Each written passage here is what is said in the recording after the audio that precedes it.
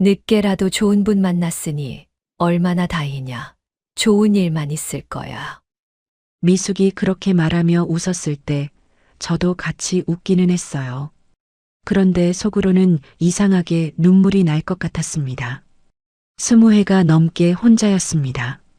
설거지통에 팔을 담그고 반찬 용기를 봉지에 넣고 다른 집 어르신 손을 잡아들이며 버텨온 세월이었어요. 그래서 65에 재혼을 결심했을 때만 해도 남은 삶은 조금 다를 줄 알았습니다. 처음 한 달은 괜찮았어요. 그런데 2달쯤 지나자 말이 줄고 눈빛이 바뀌고 제가 손을 얹으려 하면 슬쩍 치워졌습니다. 재혼한 지 2달 만에 저는 그 집에서 투명한 사람이 돼 있었어요. 그런데 이상한 게 있었습니다. 그들이 저를 그토록 밀어내려 했던 데는 따로 이유가 있었거든요. 저를 싫어한 게 아니었어요. 저를 두려워한 거였습니다. 대체 왜였을까요? 시작 전 구독과 좋아요로 함께 해주시고 어느 지역에서 듣고 계신지 댓글로 한 번씩만 남겨주세요. 그곳에 행복이 닿길 바라겠습니다. 미숙이가 그 말을 했을 때 저는 밥숟가락을 내려놓고 말았어요. 늦게라도 좋은 분 만나셨으니 얼마나 다행이냐. 좋은 일만 있을 거야. 그 말이 어디서 나온 건지 알았거든요. 저를 오래 봐온 사람이 해주는 말이었으니까요. 어린 시절부터 알던 친구가 그 긴 세월을 다 알면서 해주는 말이었으니까요. 그래서 눈물이 날 뻔했어요. 다행이라는 말이 이렇게 오래 기다리다 오는 거구나 싶어서요.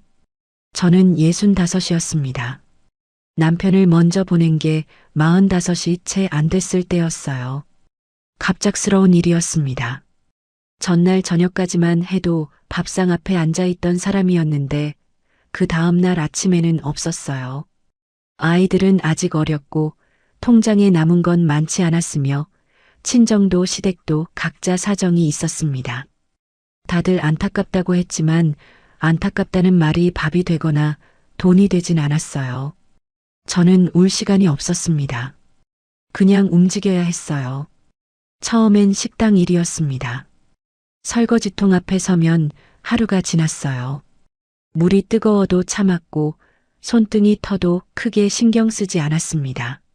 손이 부르트면 밤에 핸드크림을 바르고 자고 다음날 아침에 또 뜨거운 물에 손을 담갔어요.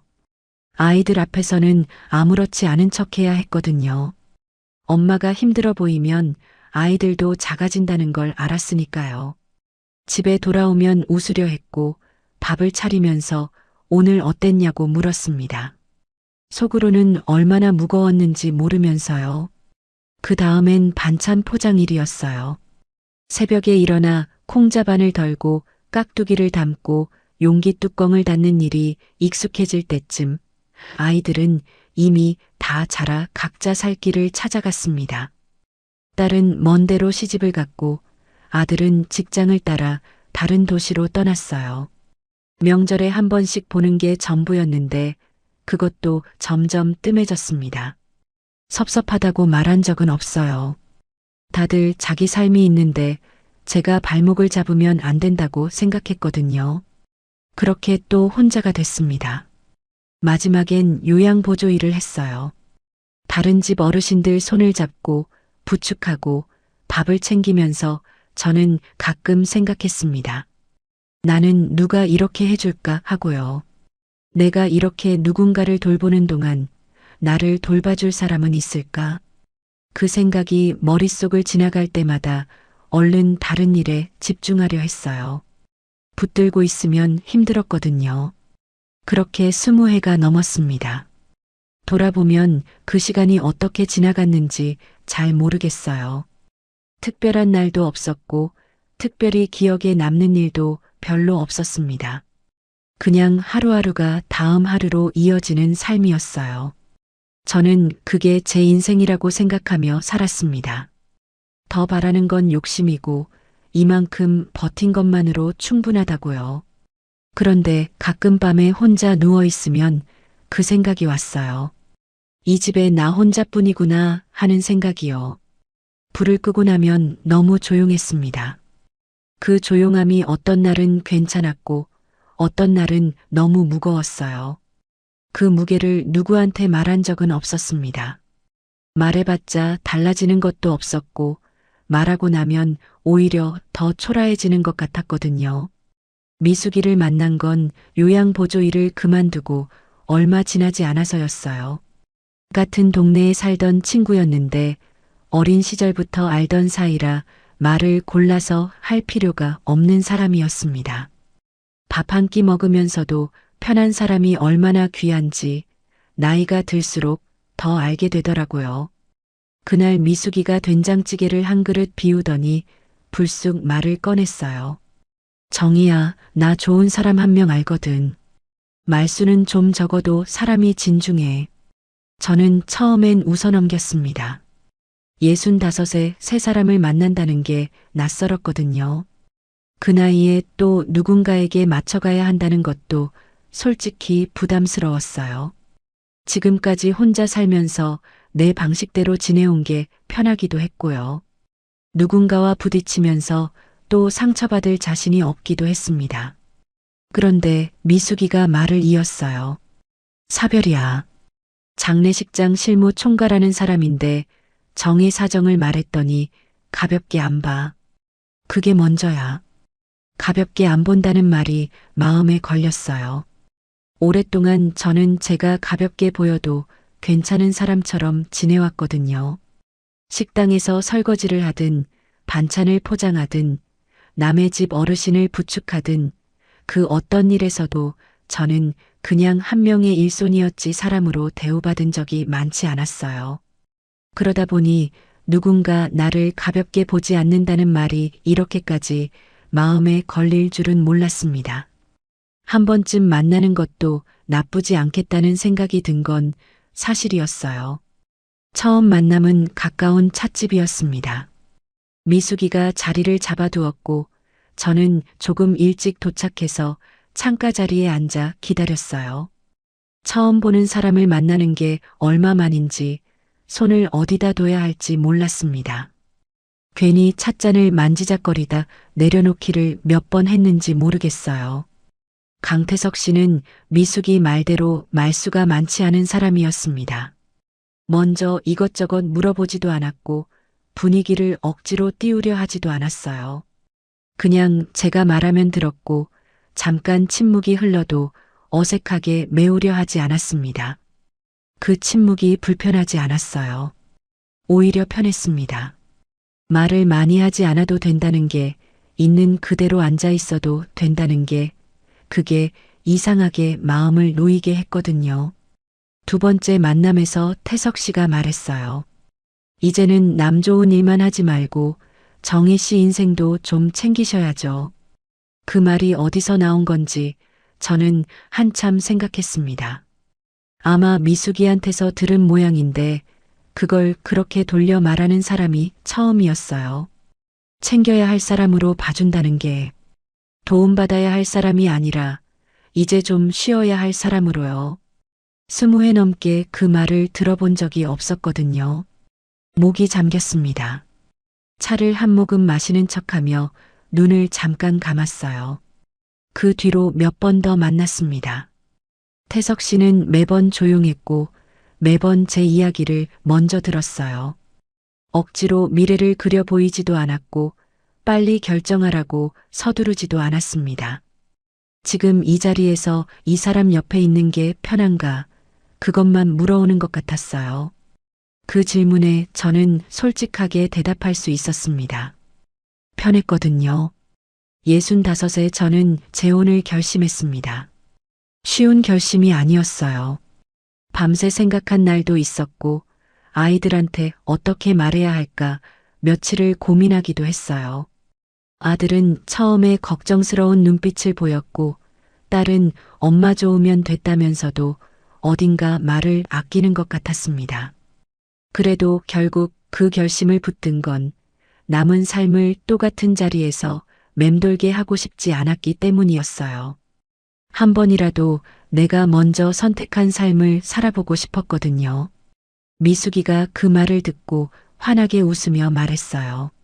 늦게라도 좋은 분 만나셨으니 얼마나 다행이냐. 좋은 일만 있을 거야.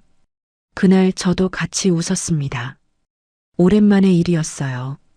그리고 그게 아무 걱정 없이 웃은 마지막 날이었다는 걸 그땐 몰랐습니다. 장례식장 별관 숙소는 생각보다 넓지 않았습니다.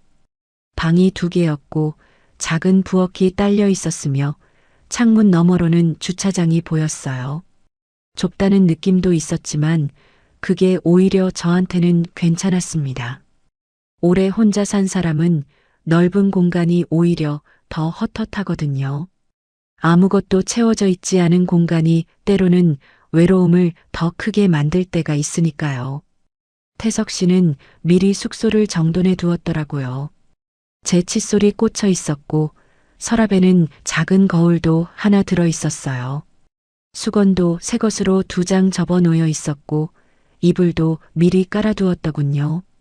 특별한 게 아닌데 그게 마음에 남았습니다. 누군가 쓰는 공간 어딘가에 내 자리가 만들어져 있다는 게 오랫동안 못 느껴본 감각이었거든요. 누군가 나를 기다렸다는 흔적이요. 그게 그렇게 따뜻하게 느껴질 줄 몰랐어요. 처음 한 달은 조심스러웠습니다. 저 스스로도 그랬고 주변도 그랬어요. 강순자 씨가 처음 얼굴을 비쳤을 때 저는 예의를 다해 인사를 드렸습니다. 태석 씨 누나이니 어른으로 모셔야 했고 새로 들어온 사람으로서 먼저 마음을 내보이는 게 맞다고 생각했거든요. 고개를 깊이 숙이고 잘 부탁드린다는 말도 드렸어요. 순자 씨는 웃으며 말했습니다. 새 식구 오셨으니 천천히 적응하시면 되죠. 여기가 낯설면 물어보세요. 그 말이 진심인지 아닌지 그때는 알 수 없었어요. 그냥 믿으려 했습니다. 처음부터 의심하고 들어가면 아무것도 시작이 안 되니까요. 좋게 생각하면 좋은 일이 생긴다고 그렇게 마음을 먹었어요. 강지훈 씨도 며칠에 한 번씩 장례식장 쪽 일로 드나들었습니다. 태석 씨 조카였는데 나이가 40 넘었어도 장례식장 살림에서는 꽤 목소리를 내는 사람이었어요. 서류를 들고 다니거나 업체 사람들과 이야기하는 모습이 자주 보였습니다. 저한테는 처음엔 크게 말을 걸지 않았어요. 고개를 까딱하거나 지나치며 눈인사 정도였죠. 저는 그게 편했어요. 처음부터 가까운 척하는 것보다 거리를 두는 편이 오히려 자연스러웠으니까요. 그 한 달 동안 제가 했던 일은 단순했습니다. 아침에 태석 씨보다 먼저 일어나 밥을 차렸어요. 오랜 습관이기도 했고 이 집에서 제가 할 수 있는 가장 자연스러운 일이기도 했거든요. 밥을 지어두고 국을 끓이고 반찬을 내놓는 동안 그 시간만큼은 뭔가 제 자리가 있는 것 같았습니다. 아침 공기가 아직 차갑고 부엌이 조용할 때 냄비 뚜껑을 열고 김이 올라오는 걸 보는 게 그나마 안정이 됐어요. 장례식장 쪽에 손님이 많은 날이면 도울 게 없나 살폈습니다. 접객실 준비는 직원들이 하는 거라 섣불리 나서지 않으려 했어요. 그래도 뭔가 보태고 싶었습니다. 이 공간에 그냥 얹혀 있는 사람처럼 보이기 싫었거든요. 손이라도 하나 보태면 식구로 인정받을 수 있을 것 같았어요. 어느 날 저녁이었습니다. 태석 씨가 늦게까지 일이 있다고 해서 저 혼자 밥을 먹었어요. 부엌에서 혼자 국을 떠서 밥상 앞에 앉았는데 그 고요함이 이상하게 낯설었습니다. 20회 넘게 혼자 밥을 먹었는데 그날따라 그 고요함이 다르게 느껴졌어요. 혼자인 고요함이 아니라 같이 있어야 할 사람이 없는 고요함이었거든요. 그 차이가 크더라고요. 밥을 다 먹고 상을 치우는데 복도 쪽에서 순자 씨 목소리가 들렸어요. 지훈 씨랑 뭔가 얘기하는 것 같았는데 소리가 낮아서 뭐라고 하는지는 들리지 않았습니다. 잠깐 멈췄다가 다시 이어지는 목소리였어요. 저는 그냥 설거지를 했어요. 들으려 한 게 아니었거든요. 그런데 이상하게 그 낮은 목소리가 귀에 걸렸습니다. 뭘 얘기하는 걸까? 그 생각이 잠깐 스쳤어요. 얼른 다른 생각을 했습니다. 별거 아닐 거라고요. 태석 씨는 다정한 사람이었어요. 늦게 들어오는 날도 들어오면 제 얼굴을 먼저 봤습니다. 오늘 어땠냐고 물었고 밥 먹었냐고 물었어요. 말이 많은 사람은 아니었는데 그 짧은 말들이 하루를 버티게 해줬습니다. 저는 태석 씨 앞에서는 괜찮다고 했어요. 실제로 태석 씨 옆에서는 괜찮았거든요. 그런데 태석 씨가 없는 시간이 문제였습니다. 장례 일정이 있는 날이면 태석 씨는 이른 아침부터 움직였어요. 그 시간엔 장례식장 전체가 분주했고 저는 숙소 안에 있었습니다. 내려가도 딱히 할 게 없었고 내려가지 않아도 이상하게 마음이 걸렸어요. 어딘가에 있어야 하는데 어디에도 있으면 안 되는 것 같은 느낌이었거든요. 그런 날 오후면 저는 주로 창가에 앉아 있었어요. 주차장을 내려다보면서 차들이 들어오고 나가는 걸 봤습니다. 조문객들이 내리고 국화를 들고 들어가고 한참 뒤에 나오는 걸 봤어요. 저마다 사연이 있는 사람들이었을 텐데 그 사람들을 보면서 저는 이상하게 마음이 차분해졌습니다. 슬픔을 가진 사람들 옆에 있으면 내 작은 불편함이 부끄럽게 느껴지기도 했거든요. 그래도 자꾸 마음에 걸리는 게 있었어요. 순자 씨가 저한테 웃으며 말할 때 그 웃음이 어딘가 닿지 않는다는 느낌이요. 틀린 말을 한 것도 아니고 나쁘게 군 것도 아닌데 그 웃음 뒤에 뭔가 있는 것 같았습니다. 손님을 대하는 웃음이랄까요? 오래 알아온 사람을 대하는 웃음이 아니라 잘 모르는 사람한테 예의상 짓는 웃음이요. 그게 뭔지 그때는 정확히 알 수 없었어요. 지훈 씨도 그랬습니다. 크게 말을 걸지 않는 게 편하다고 했는데 어느 날부터 그 눈인사가 달라진 것 같았어요. 전보다 짧아졌다고 할까요? 아니면 제 쪽을 덜 본다고 할까요? 그게 기분 탓인지 아닌지 확신할 수 없었습니다. 확신할 수 없으니 말할 수도 없었어요. 저는 그냥 계속 조심했습니다. 말도 줄였고 손도 덜 뻗었어요. 최대한 존재감을 줄이려 했습니다. 그러면 괜찮아질 거라고 생각했거든요. 시간이 지나면 익숙해지고 익숙해지면 받아들여질 거라고요. 그런데 조심할수록 이상하게 더 좁아지는 느낌이 들었어요. 공기가 달랐습니다. 태석 씨가 없는 시간의 공기가요. 누가 뭘 한 게 아닌데 그냥 달랐어요. 설명하기 어려운 온도 차이였습니다. 같은 공간인데 제가 있는 쪽만 온도가 낮은 것 같은 그런 느낌이요. 그래도 그달은 버텼습니다. 태석 씨가 들어오는 저녁이 있었으니까요. 밥을 같이 먹고 나란히 앉아 있는 그 시간이 있었으니까요. 그 시간이 낮에 좁아진 것들을 조금씩 풀어줬어요. 그러니 저는 계속 믿으려 했습니다. 시간이 지나면 괜찮아질 거라고, 새 식구는 다 처음이 어렵다고, 저도 더 노력하면 된다고요. 그 믿음이 한 달을 버텨줬습니다. 그런데 2달째 되던 날 그 믿음이 산산이 부서졌어요. 그것도 사람들이 다 보는 앞에서요. 함께 살기 시작한 지 2달쯤 되던 날이었습니다. 그날도 아침부터 장례식장 쪽은 분주했어요. 전날 밤 늦게 상이 들어왔다고 했고 이른 아침부터 직원들이 오가며 접견실 준비를 했습니다. 저는 숙소에서 밥을 차려두고 태석 씨를 보낸 뒤 잠깐 아래층을 내려다봤어요. 도울 일이 있으면 손이라도 보태야겠다 싶었습니다. 아니면 적어도 방해는 되지 말아야겠다는 생각이었어요.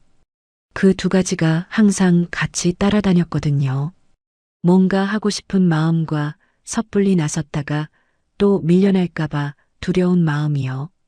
접견실 쪽은 상주 가족들이 자리를 잡기 시작하고 있었어요.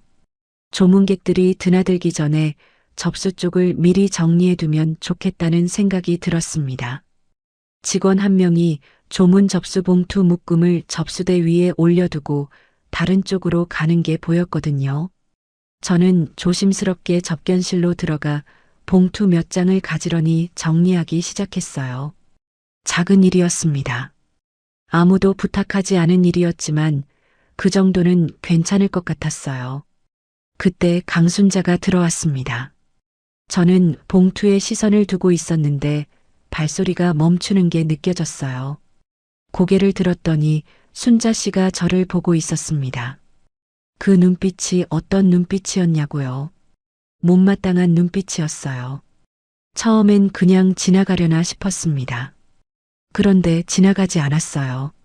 직원 2명이 한쪽에 서 있었고 복도 쪽에서 조문객 몇 분이 막 들어오려던 참이었습니다. 그 사람들이 다 보는 앞에서 순자 씨가 말했어요. 상갓집 물정도 모르는 분이 어디 끼어들어요. 괜히 체면만 망치지 말고 빠지세요. 접견실 공기가 순간 굳었습니다. 저는 손에 봉투를 쥔 채 그대로 굳어버렸어요. 뭔가를 말하려 했는데 목이 막혔습니다. 잘못한 게 있냐고 묻고 싶었는데 그 말이 입 밖으로 나오지 않았어요. 직원들이 시선을 내리깔았고 들어오던 조문객 한 분이 멈칫하더니 고개를 돌렸습니다.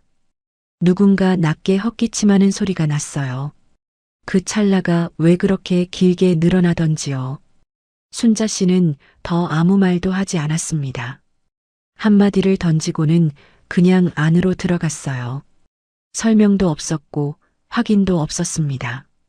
그 말이 당연하다는 듯이 그게 전부라는 듯이요. 잘못됐다는 걸 모르는 게 아니라 애초에 잘못이라고 여기지 않는 사람처럼요. 저는 봉투를 접수대에 내려놓고 뒷문으로 나왔어요. 계단을 오르는데 손이 떨렸습니다. 방에 들어와 문을 닫고 나서야 그 떨림이 느껴졌어요. 손만 떨린 게 아니었거든요. 가슴 안쪽이 흔들렸습니다. 울지 않았어요. 눈물이 나오지 않았습니다. 너무 오래 참아온 사람은 이럴 때 눈물보다 멍함이 먼저 온다는 걸 그날 다시 알았어요. 창문 너머 주차장을 내려다봤습니다. 차들이 오가고 사람들이 움직이는데 저만 그 자리에 굳어 있는 것 같았어요. 그날 이후 달라진 건 순자 씨 태도만이 아니었습니다. 장례식장 전체 공기가 바뀌었어요. 직원들이 저를 대하는 방식이 미묘하게 달라졌습니다. 말을 걸면 대답은 하는데 짧아졌어요.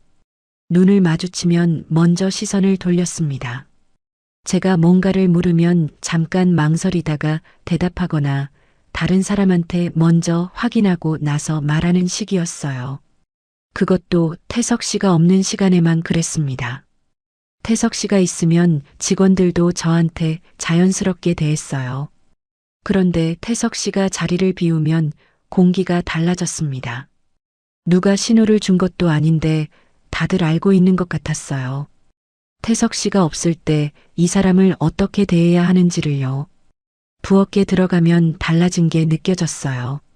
냉장고를 열려고 하면 직원이 따라 들어와 먼저 열었습니다. 제가 뭔가를 꺼내려 하면 제 손보다 먼저 가져가거나 이건 저희가 하는 방식이 따로 있다고 말하더라고요. 틀린 말은 아니었어요. 근데 그 말투가 달랐습니다. 틀려서 고쳐주는 게 아니라 여기서 나가라는 거였으니까요. 접갱용 물건을 잠깐 옮겨두었을 때도 그랬습니다. 한쪽에 쌓여 있는 게 위태로워 보여서 조금 정리해뒀는데 지훈 씨가 와서 보더니 말했어요. 자꾸 손대시면 일이 복잡해져요. 저희가 알아서 해요. 저는 죄송하다는 말밖에 할 수 없었습니다. 잘못한 게 없는데 죄송하다고 말하는 게 이상하다는 걸 알면서도요. 그런데 그 자리에서 달리 할 수 있는 말이 없었어요. 법인 차량 키를 물었을 때는 아예 선이 그어졌습니다. 태석 씨한테 급히 물건을 가져다 줄 일이 생겨서 차가 필요했는데 직원한테 키 위치를 물었더니 잠깐 머뭇거리다가 순자 씨를 먼저 쳐다봤어요. 그리고 순자 씨가 말했습니다. 그런 건 가족만 알아요. 가족만 안다고요. 저는 가족이 아닌가요? 그 말이 목까지 올라왔지만 삼켰습니다. 그 자리에서 그 말을 꺼내면 제가 더 초라해질 것 같았거든요. 참는 게 지는 건지 아닌지도 모르겠는데 그냥 참았어요. 저는 점점 숨을 죽이며 지내게 됐습니다. 그런데도 저는 태석 씨한테 말하지 못했어요. 왜냐고요? 이유가 하나가 아니었습니다. 늦게 시작한 재혼을 제 입으로 흔들고 싶지 않았어요. 겨우 2달인데 벌써 이런 말을 꺼내면 제가 너무 예민한 사람처럼 보일 것 같았거든요. 또 혼자가 되는 게 두려웠던 것도 있었습니다. 20해를 혼자 버텼는데 이제 와서 또 혼자로 돌아가는 건 생각만 해도 숨이 막혔어요. 그리고 솔직히는요. 태석 씨가 어느 쪽에 설지 확신이 없었거든요. 오래된 가족과 새로 들어온 저 사이에서 태석 씨가 누나 편을 들면 어쩌나 하는 생각이 자꾸 발목을 잡았습니다. 태석 씨는 다정한 사람이었어요. 저한테도 그랬고 누나한테도 그랬습니다. 그 다정함이 어느 쪽으로 기울지 그걸 알 수 없었거든요. 알 수 없으니 말할 수 없었어요. 그래서 또 참는 쪽을 골랐습니다. 그게 제 오래된 버릇이었어요. 20해 동안 쌓인 버릇이요. 힘들면 말하는 게 아니라 힘든 걸 안 보이게 하는 버릇이요. 그 버릇이 이 집에서도 고쳐지지 않았습니다. 며칠이 지나도 상황은 나아지지 않았어요. 오히려 더 조여드는 느낌이었습니다. 숙소에서 아래층으로 내려가는 발걸음이 점점 무거워졌어요. 계단을 다 내려와서도 잠깐 멈추게 됐습니다. 오늘은 또 어떤 말을 들을까?